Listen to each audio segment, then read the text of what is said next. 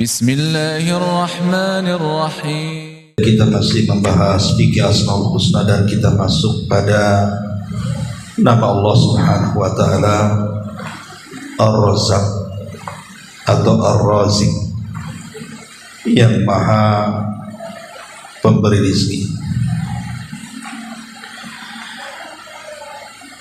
Di sini pengarang Syekh Abdul Razak mencantumkan banyak sekali dalil dari Al-Quran dan Sunnah Nabi SAW. Kita baca beberapa dalil baru kita jelaskan.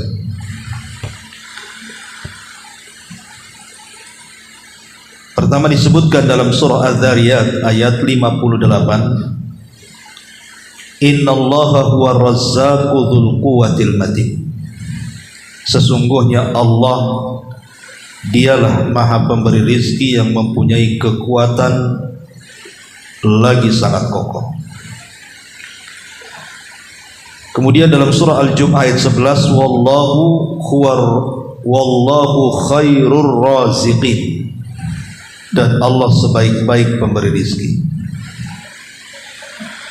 Kemudian dalam surah Al-Hajj ayat 58, Wa innallaha lahuwa khairur raziqin, dan sungguh Allah adalah sebaik-baik pemberi rezeki. Dan dalam surah Al-Maidah ayat 114, warzuqna wa anta khairu ar-raziqin, berikanlah rezeki kepada kami dan engkaulah pemberi rezeki yang paling utama. Disebutkan juga dalam hadis Nabi SAW, Innallaha huwal khaliqul qabidul basitur razikul musa'ir, wa inni la arju an alqallaha wa la yatlubuni ahadun bimadlamatin zalamtuha iyyahu fi damin wa la malin. Sesungguhnya Allah Subhanahu wa taala adalah zat yang maha mencipta, yang maha menggenggam, yang maha membentangkan, dan yang maha memberi rizki, dan yang maha menentukan harga. Dan aku berharap untuk bertemu dengan Allah dalam keadaan tidak ada seorang pun yang menuntutku karena kezaliman yang aku lakukan kepadanya dalam hal darah ataupun dalam hal harta. Taib. Ma'asyiral muslimin wal muslimat rahimani wa rahimakumullah. Permasalahan rizki ini adalah permasalahan yang sangat luas sekali. Ketika Allah Subhanahu wa taala menamakan dirinya sebagai Ar-Razzaq, zat yang maha pemberi rizki, kita tahu bahwa ketika Allah Subhanahu wa taala memberikan rizki kepada hamba-hambanya, rizki itu ada dua macam. Ada yang disebut dengan rizkun amun, ada yang disebut dengan rizkun khasun. Ada rizki yang umum, artinya mencakup mukmin ataupun kafir, orang baik ataupun orang jahat, orang dulu ataupun orang sekarang, semua mendapatkan rizki. Itulah yang disebut dengan rizkul abdan, rizki badan. Seperti kita bisa makan, bisa minum, punya tempat tinggal, punya pekerjaan, diberikan kesehatan, diberikan pandangan, bisa mendengar, bisa bicara, diberikan keluarga, keturunan, pasangan, dan apapun yang kita rasakan selama hidup di dunia. Lah rizki yang seperti ini, rizki yang bersyarikat antara kita dengan mereka orang-orang kafir. Makanya kemudian rizki seperti ini tidak ada keutamaan satu dengan yang lainnya. Kita kaya, orang kafir ada yang lebih kaya lagi. Fir'aun penguasa, Dzulqarnain juga penguasa, Qarun kaya, Abu Bakar juga kaya. sehingga rizki umum ini tidak bisa melebihkan satu dengan yang lainnya, kecuali orang-orang yang bersyukur akan rizki yang Allah anugerahkan kepada mereka. Adapun rizki khusus, itulah yang disebut dengan rizqul qulub, namanya rizki hati. Sebagaimana dikatakan Al-Imam Ibnu Manzur dalam Lisan Al-Arab, beliau mengatakan bahwa rizki itu ada dua macam, ada hissi dan ma'nawi.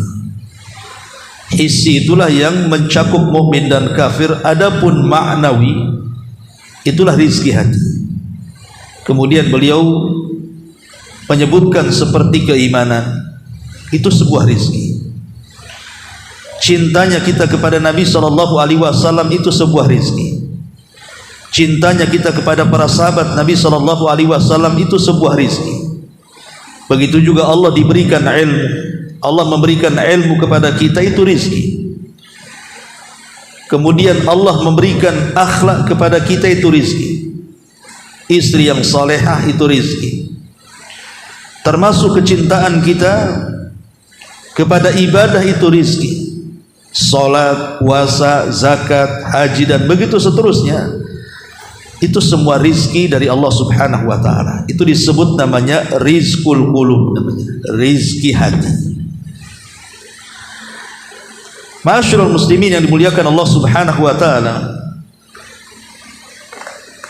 ada satu kisah seorang laki-laki datang kepada Yunus ibn Ubaid rahimahullahu ta'ala. Dia mengadu kepada Yunus ibn Ubaid ini karena hidupnya sulit, susah ekonomi, kerjaan sulit. Akhirnya kemudian dia mengadu karena kesulitan hidupnya kepada sang alim ini, Yunus ibn Ubaid rahimahullahu ta'ala. Akhirnya kemudian Yunus ibn Ubaid ini menyuruh laki-laki yang mengeluh setiap hari gara-gara rizki ini, disuruh duduk di hadapannya. Kemudian ditanya, ayasurruka an tafqida basaraka bimi'ati alfin. Begini wahai fulan, seandainya kedua matamu kamu lepas dari tempatnya, kemudian aku beli dengan 100.000 dinar atau dirham, mau enggak? Gitu. Maka dia mengatakan, tentu tidak wahai imam, aku tidak mau. Oke. Bagaimana kalau seandainya pendengaran kau iris kupingmu, aku hargai dengan harga yang sama 100.000 dinar. Dia mengatakan, tidak mau juga wahai imam. Bagaimana kalau lisanmu kau iris lidahmu, aku hargai dengan harga yang sama 100.000 dinar.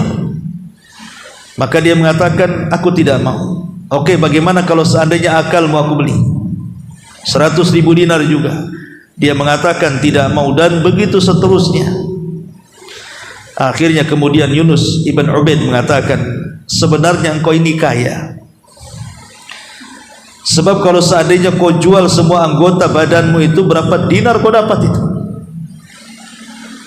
Tapi kenapa engkau tidak bersyukur kepada Allah Subhanahu wa ta'ala bahwa anggota badanmu masih lengkap dan engkau memiliki kekayaan pada badanmu?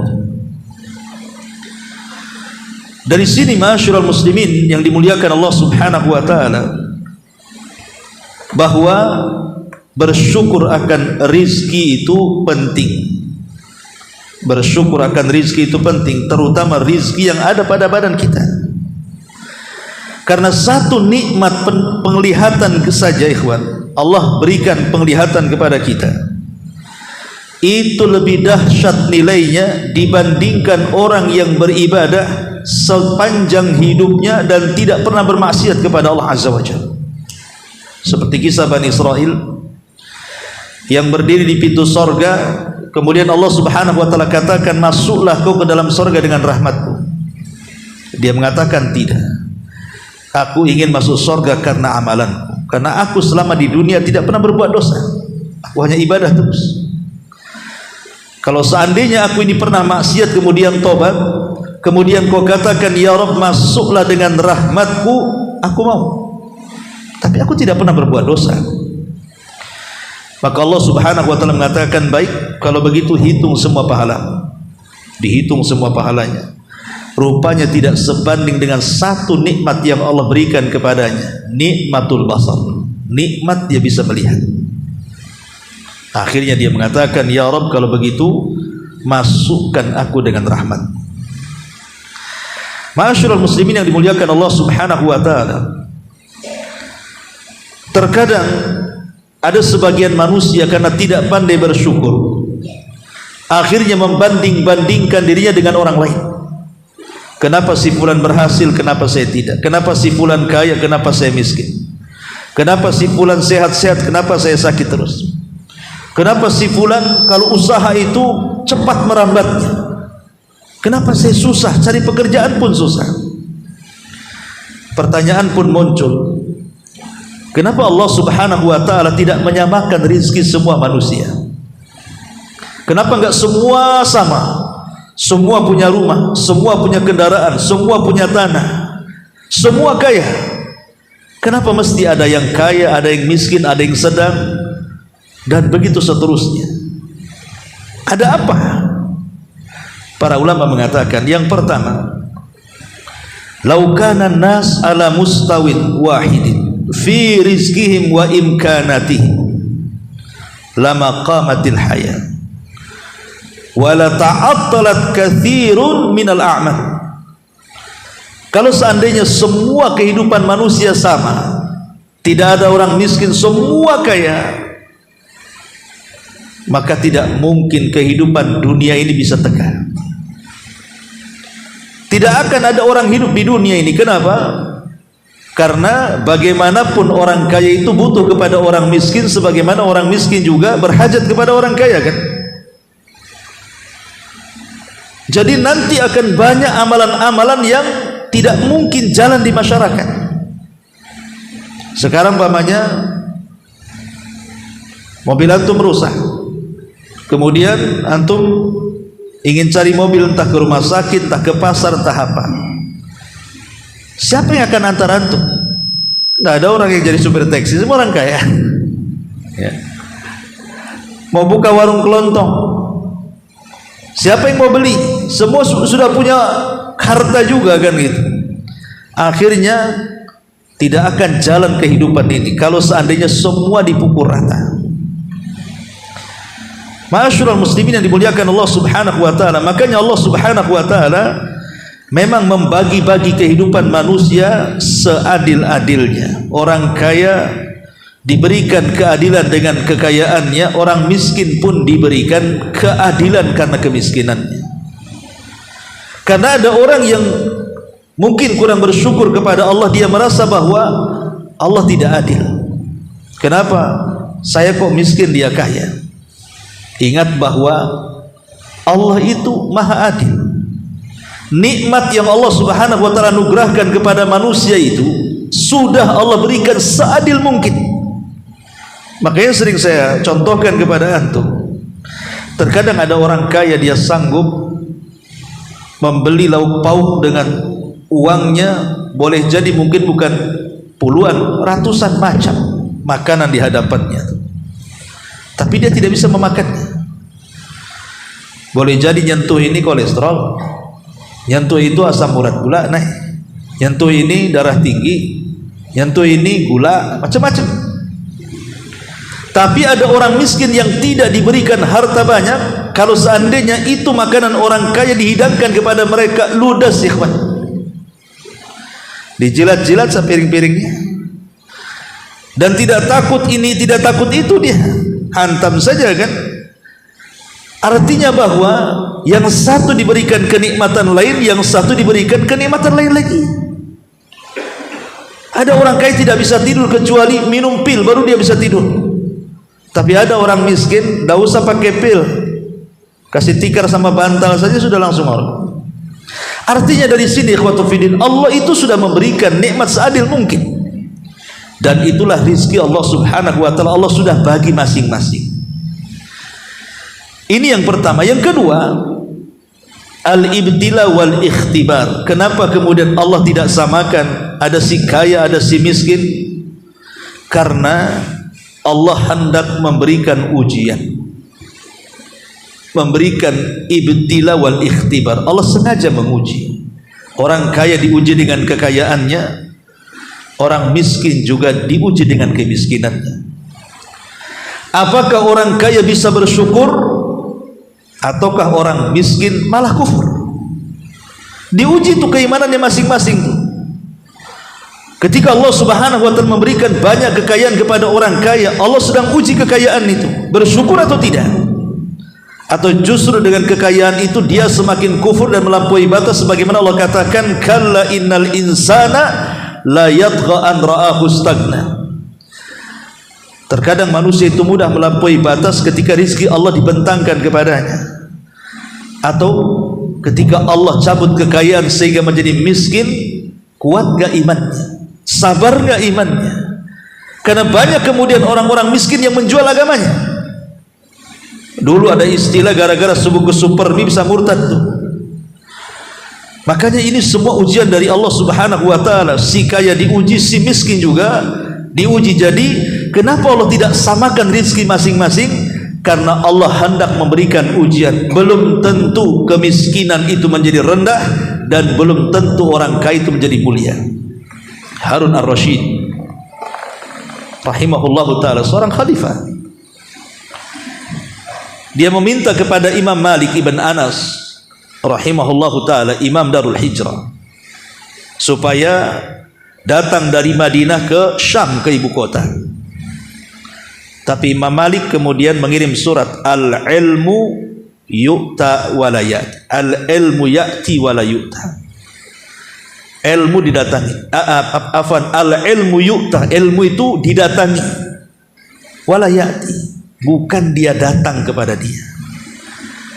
Jadi kalau ingin cari ilmu, kau yang datang, bukan aku yang suruh ke sana, kata Imam Malik. Akhirnya kemudian Harun ar-Rasyid pun ketika musim haji, dia dan anak-anaknya datang ke Madinah, hendak berjumpa dengan Imam Malik ibn Anas rahimahullahu taala. Jadi ketika kemudian Imam Malik ini sedang memberikan kajian di Masjid Nabawi, namanya dia penguasa, seorang presiden, seorang raja, ya tentu akan dikawal dengan ajudan-ajudannya, dan dia pun akan disediakan tempat yang layak karena dia seorang penguasa. Maka disediakanlah kursi, yang lain duduk di bawah, dia duduk di atas kursi. Tiba-tiba Imam Malik rahimahullahu taala membacakan satu hadis. Qala haddatsana fulan qala haddatsana fulan qala Rasulullah sallallahu alaihi wasallam, man tawadha'a lillahi rafa'ahu Allah, wa man takabbara wada'ahu Allah. Kata Imam Malik, siapa yang rendah diri karena Allah, Allah angkat derajatnya. Siapa yang sombong, maka Allah akan turunkan derajatnya. Langsung dia turun dari kursi. Paham maksudnya apa? Langsung duduk sama orang-orang. Itulah kecerdasan Imam Malik menyinggung penguasa. Dia paham ucapan Imam Malik rahimahullahu taala, langsung kursinya dihindarkan, kemudian dia duduk bersama manusia. Harun ar-Rasyid. Dari sini kita tahu mana yang lebih mulia, pemilik harta, pemilik kekuasaan, atau pemilik ilmu? Pemilik ilmu.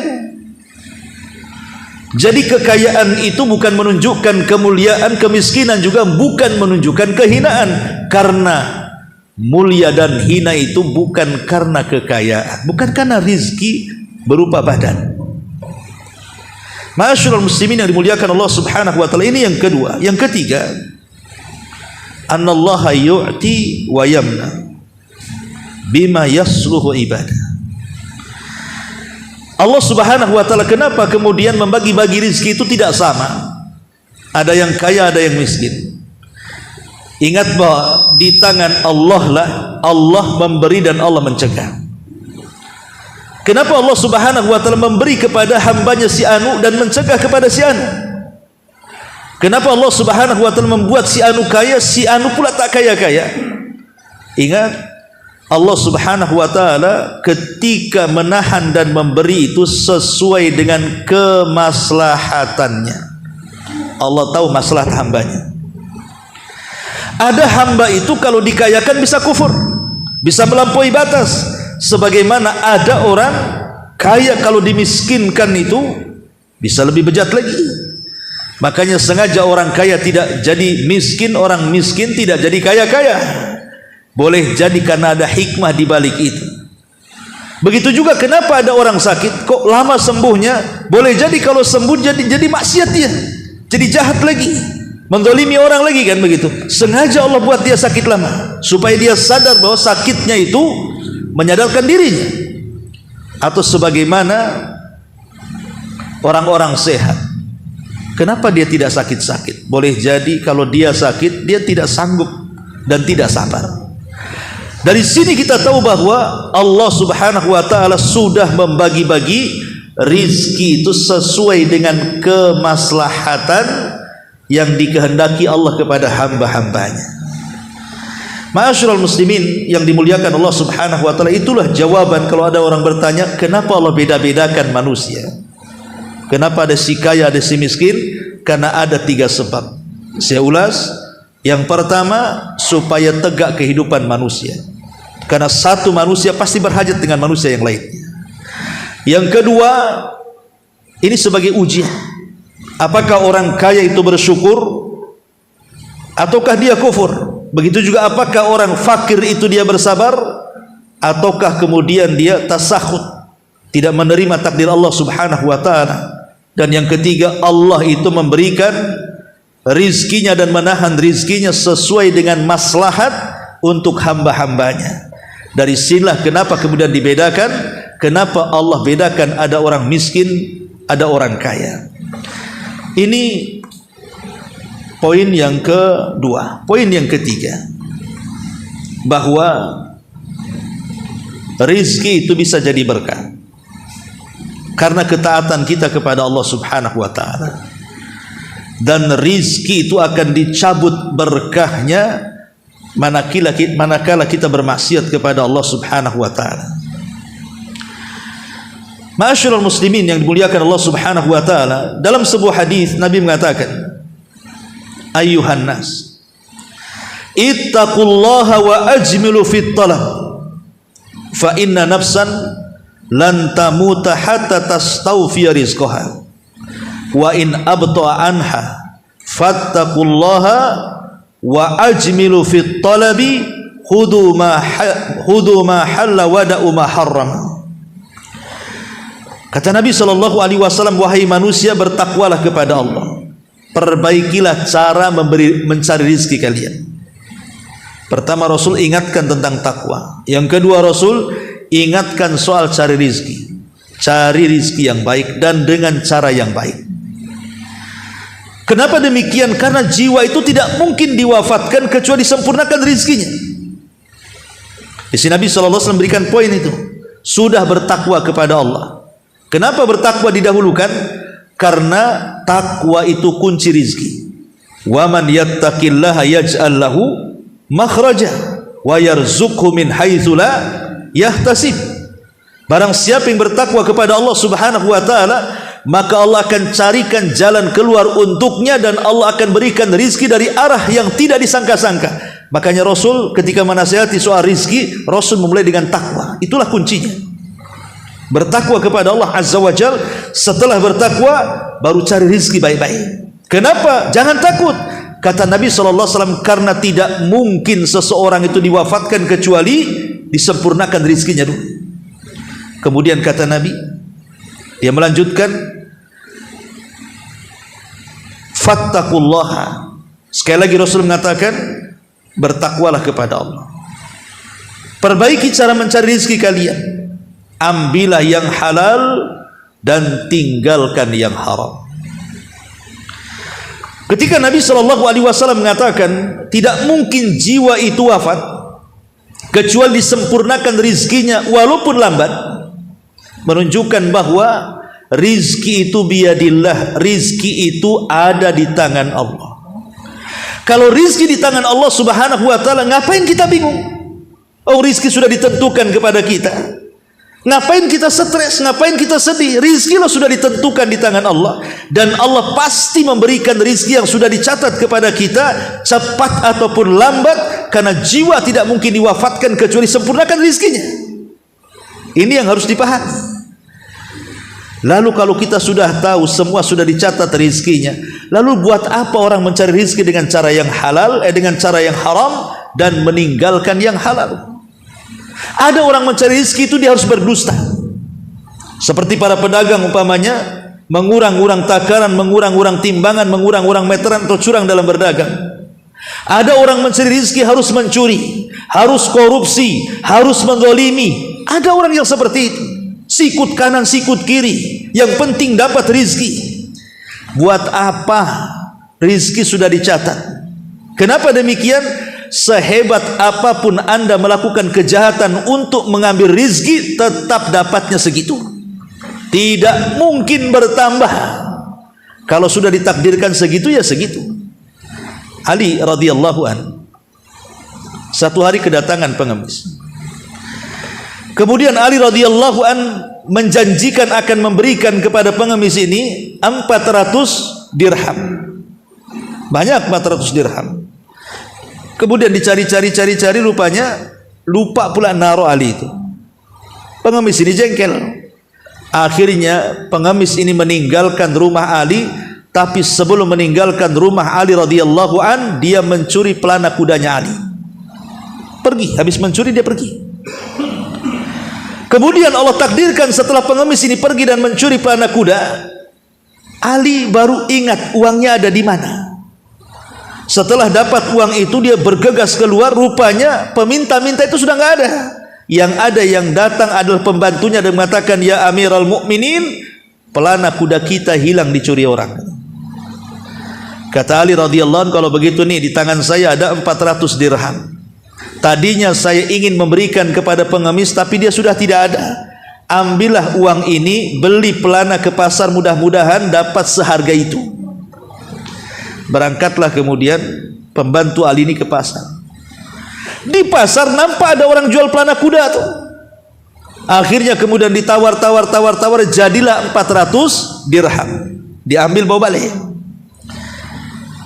Ketika kemudian pembantunya menyerahkan pelana kuda itu, Ali kaget karena Ali tahu itu pelana siapa. Ini kan pelana kudaku katanya. Kau beli dari mana? Engkau beli dari mana pelana ini? Maka pembantunya mengatakan, aku beli dari si fulan.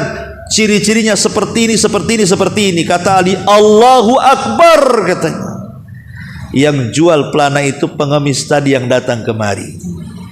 Demi Allah, kalau dia sabar, dia akan mendapatkan 400 dengan cara halal. Karena dia tidak sabar, dia mendapatkannya dengan cara yang haram. Sama-sama 400. Kan Ali mau ngasih 400, dia jual pelana hasil pencurian pun 400. Lalu buat apa mencuri kalau sama-sama 400? Yang jelas-jelas halal berkah, yang jelas-jelas haram tidak berkah.